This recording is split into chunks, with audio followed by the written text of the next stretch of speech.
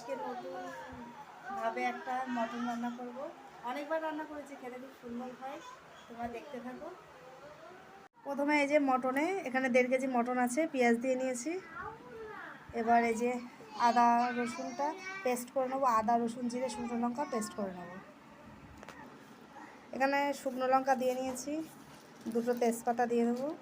এখানে গরম মশলার সব কিছু নিয়ে নিয়েছি, এটা দিয়ে দিলাম। পরিমাণ মতো লবণ দিয়ে দেবো, হলুদ দিয়ে দেবো, পরিমাণ মতো হলুদ দিয়ে দেবো।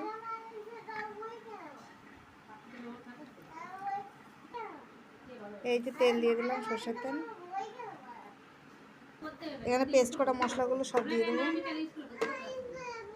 এই যে সব কিছু দিয়ে নিয়েছি, আবার সুন্দর করে মাখিয়ে নেবো মাংসর সাথে। মাংসর সাথে সুন্দর করে মাখিয়ে নেবো। এই যে সুন্দর করে মাখানো হয়ে গেছে, আমি এর মধ্যে একটু আলু অ্যাড করে নেব। এই যে আমি আলু দিয়ে নিয়েছি। তোমরা আলু খাও কি না জানি না, আমরা আলু খাই, ওর জন্য আলু দিয়ে নিয়েছি। সব কিছু দিয়ে আমার রেডি, জল টল পরিমাণ মতো জল টল দিয়ে আমার রেডি। এবার আমি ভাপে বসাবো। এই যে আমার ভাপে বসানো হয়ে গেছে। এই যে আমার সোনা খাবে বলে রেডি। ওই যে এই যে আমি ভাপে বসিয়ে দিয়েছি, পুরো ভিডিওটা দেখতে থাকো।